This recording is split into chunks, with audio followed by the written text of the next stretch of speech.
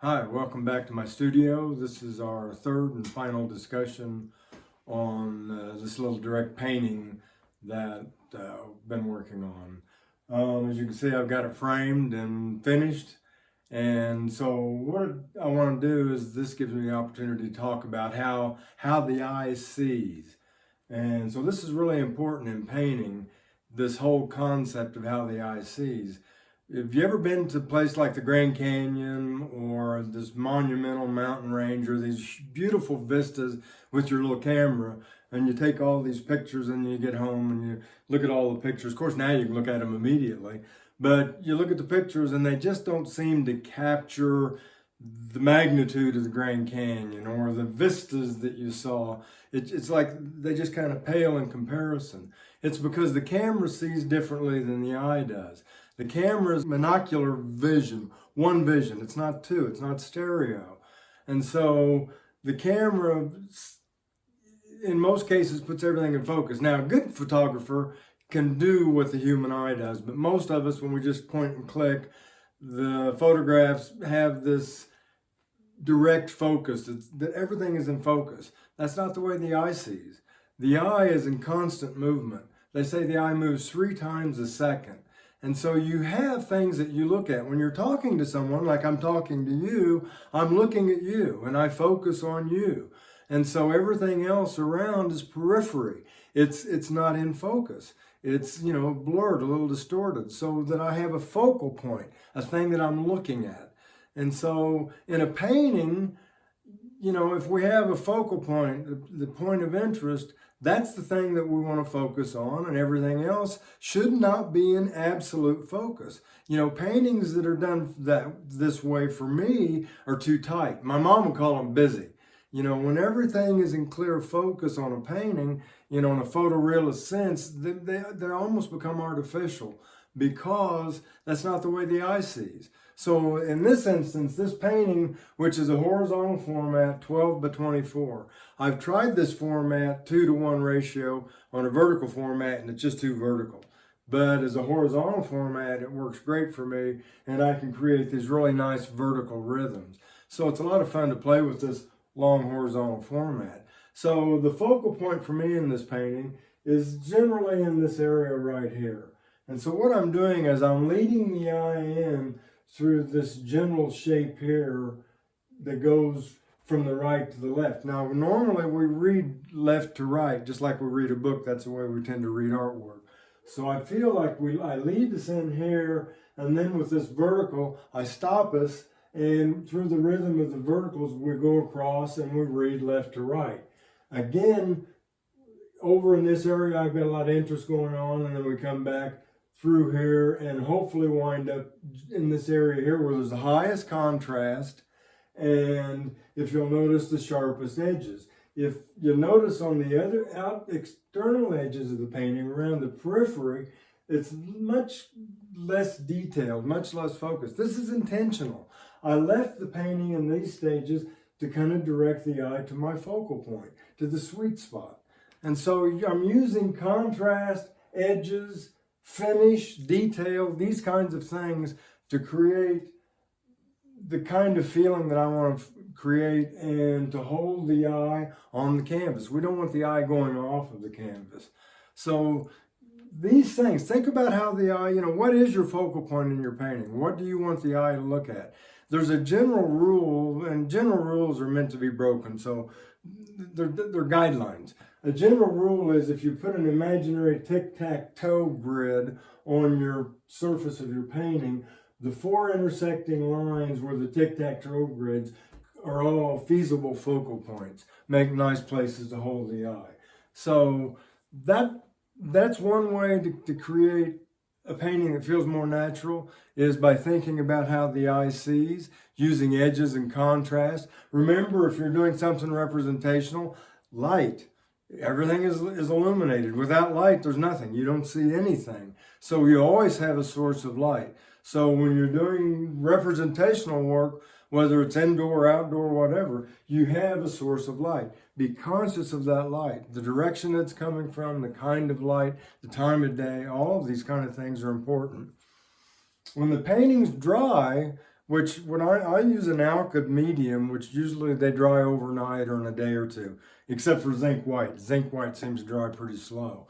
When the painting's dry, you want to use a retouch varnish. And what a retouch varnish is, it's a varnish that's not a final varnish, but it's a varnish. It's like if you can imagine varnishing wood. If you have raw wood, like beautiful walnut, and it's pretty, but boy, when you put the varnish on it, it just brings out the contrast, brings out the grain, it brings out the beauty. It's the same thing with the painting.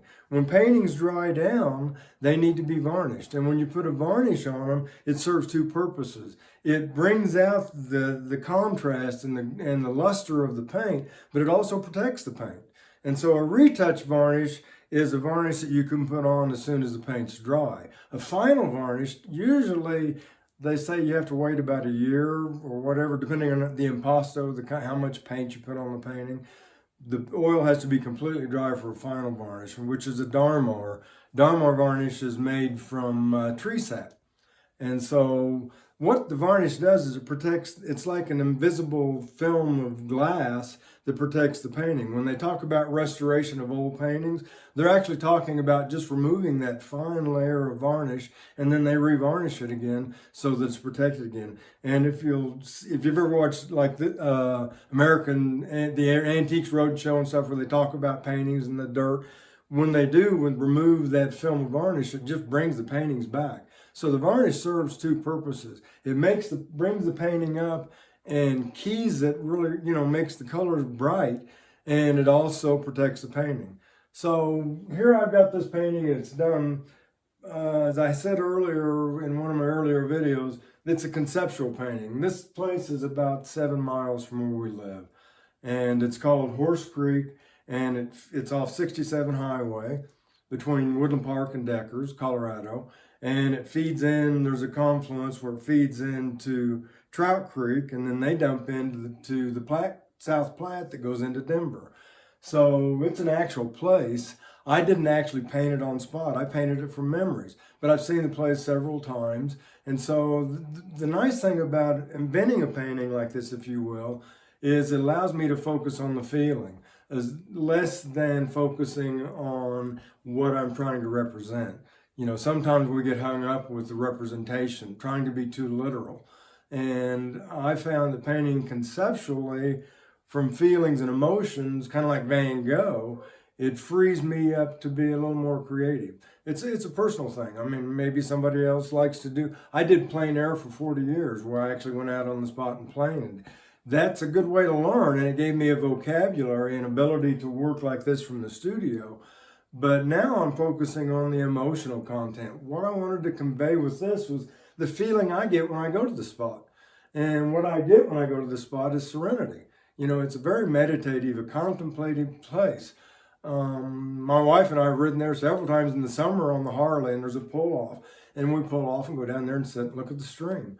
That's what I want to convey. Paintings are decorative. They hang on the wall. They also can function, they're informative, they tell stories.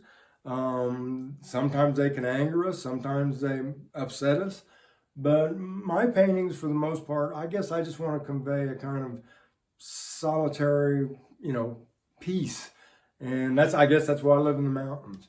This is what draws me. And so hopefully you get a feeling from that in the painting.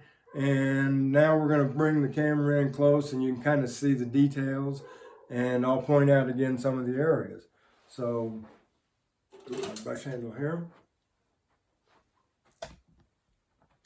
Now, if you'll notice where I've got a high contrast here between the tree and the background, and some of the richest colors are in this area, this really does kind of draw the eye. So as we read in, if you'll look down in this area here, how loose it is, and the edges, not very many hard edges, just enough hard edges to define. So, we read in through these edges. This brings us back up, but if you look at the general area, it's pretty soft and out of focus. It feels like a dense forest, and you have that quality without being overly descriptive. Then we move back across because of the vertical rhythm, like lines on a page. We come into here, and here again we have all this stuff going on to kind of hold the eye, and then the light and the contrast brings us back down. Hopefully we come back into this area and rest. So it's a painting, hopefully, that creates and, you know, holds the interest, and yet has a calming effect. This was my intent. When you do a painting, you guys, you have to have an intent. It doesn't have to be, that's not complex, that's not hard. It's just, you know, a feeling of quiet. Whatever your emotion is you want to convey, have that in your mind. You know, these things, painting is done physically and mentally. So the more you think, the more in focus you are, the more in the zone you become, the more in the moment, the better the painting is. And so keep painting, and God bless. Take care of yourself.